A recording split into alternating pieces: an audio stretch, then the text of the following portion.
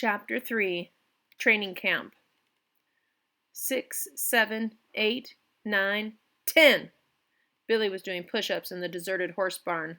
He wasn't worried about eating the first worm, but people were always daring him to do things, and he'd found it was better to look ahead, try to figure things out, get himself ready.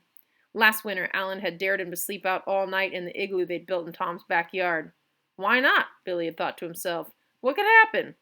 About midnight, huddled, shivering in his blankets in the darkness, he'd begun to wonder if he should just give up and go home. His feet felt like aching stones in his boots. Even his tongue, inside his mouth, was cold. But half an hour later, as he was stubbornly dancing about outside in the moonlight to warm himself, Tom's dog Martha had come along with 6 other dogs, all in a pack, and Billy had coaxed them into the igloo and blocked the door with an orange crate. And after the dogs had stopped wrestling and nipping and barking and sniffing around, they'd all gone to sleep in a heap with Billy in the middle, as warm as an onion in a stew. But he hadn't been able to think of anything special to do to prepare himself for eating a worm, so he was just limbering up in general. Push-ups, knee bends, jumping jacks, red-faced, perspiring. Nearby, on an orange crate,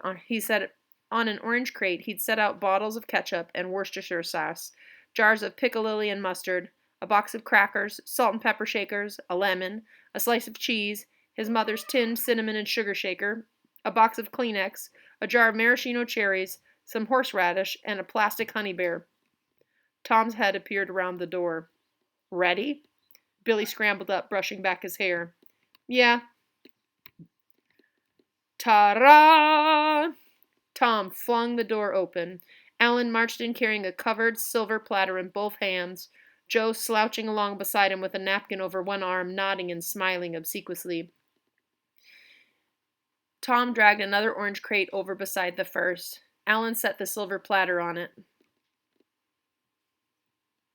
"A chair!" cried Alan. "A chair for monsieur!" "Come on," said Billy. "Cut the clowning." Tom found an old milking stool in one of the horse stalls.